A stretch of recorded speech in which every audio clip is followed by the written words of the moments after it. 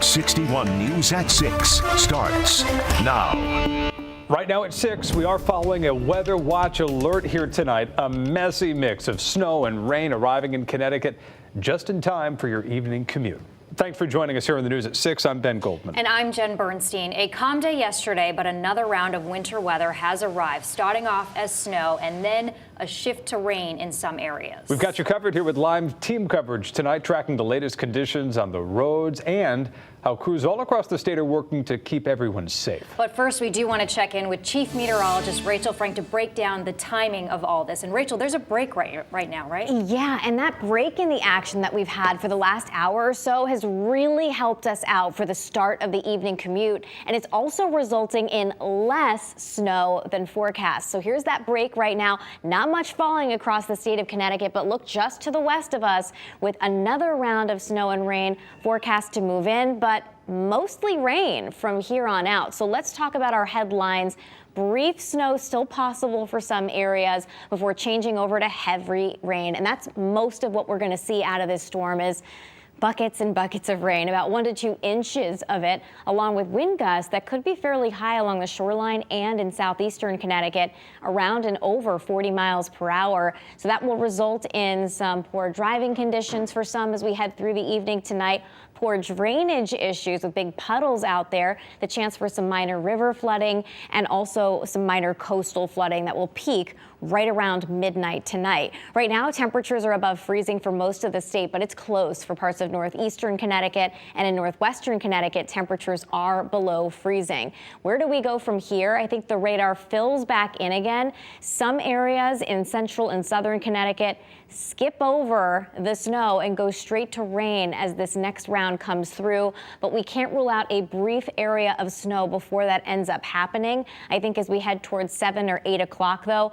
most of the state has changed over to rain. So if you're still getting another round of snow that moves through within the next hour or two, just know that it won't last for very long. There is a chance for a brief period of icing in northwestern Connecticut, maybe a little bit in far northeastern areas as well, before it just soars with temperatures, and it will pour with heavy rain off and on through the evening, through the overnight, and right into around daybreak tomorrow. This is 6 a.m. before we end up drying things out, but it will remain gusty heading into your Thursday. We'll talk more about the winds, the coastal flooding threat, and step you through the rest of the system coming up.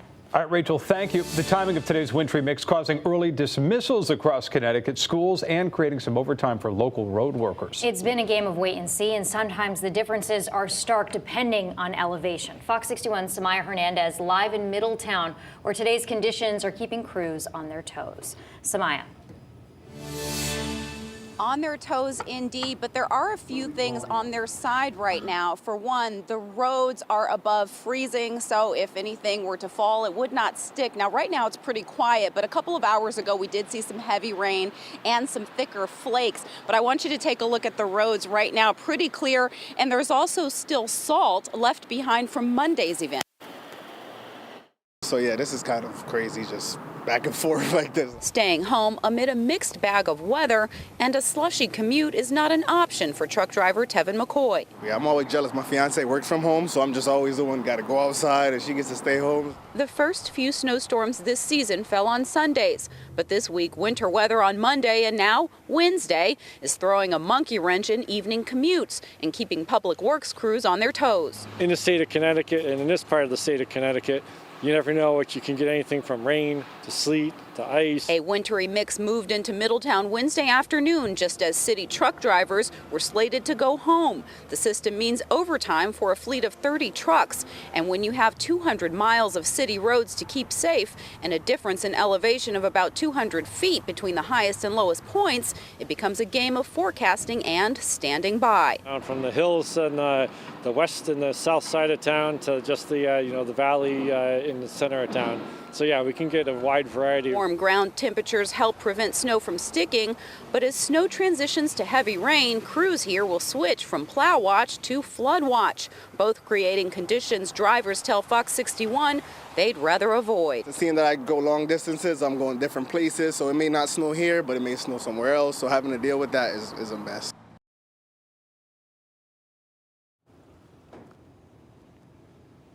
through winter right now, so we don't know what the rest of the season is going to bring. We're live in Middletown. Samaya Hernandez, Fox 61 News. Samaya, thank you. The weather tonight having an impact on the ride home for many people here in our state. Lauren Zenzi in the Fox 61 Traffic Center with a check on the roads with a unique appearance here in the evening. Hi, Lauren. Yeah, I'm usually sleeping at this time. Good evening, everyone.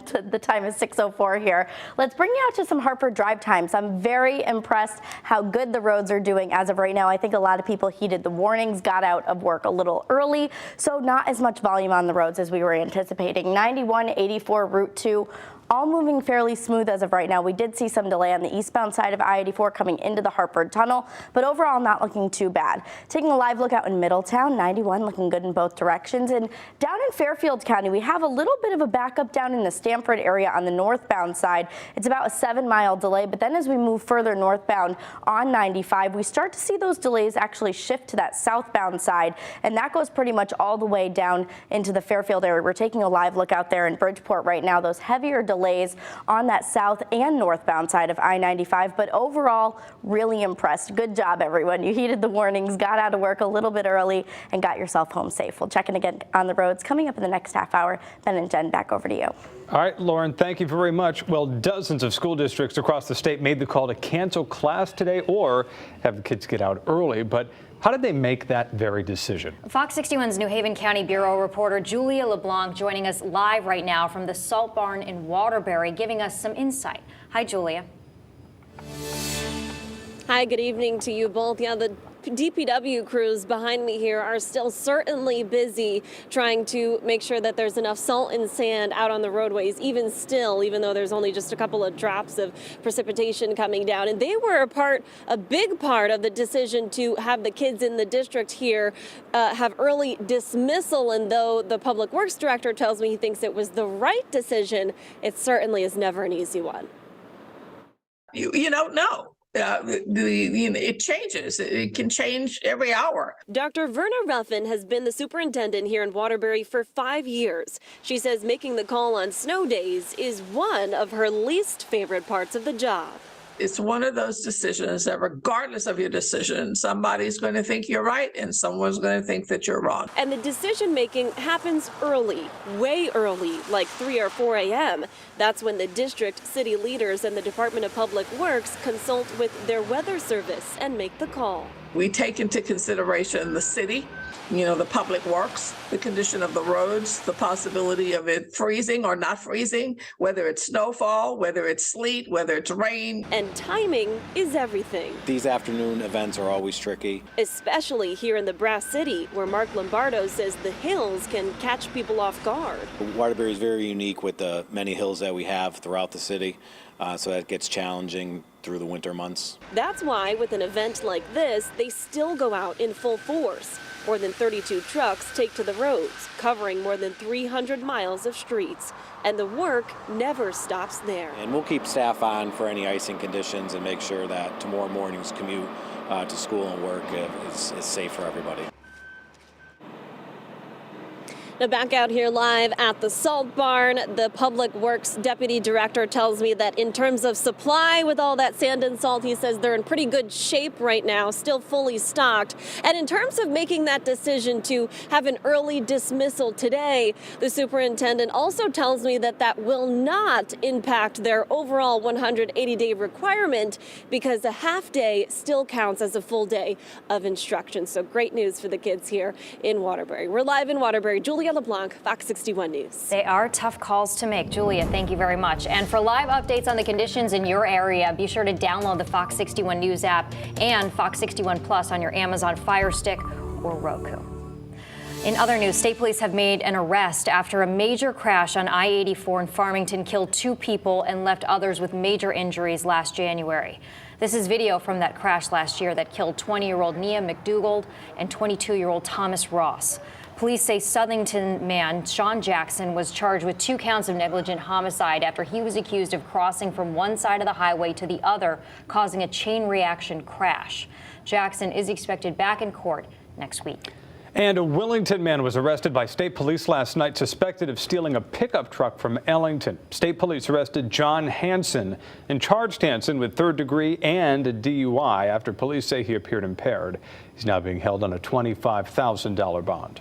In Bristol this morning, 2 men were struck by a car while they were riding an electric bike. This happened on the 1000 block of Farmington Avenue around 6 a.m.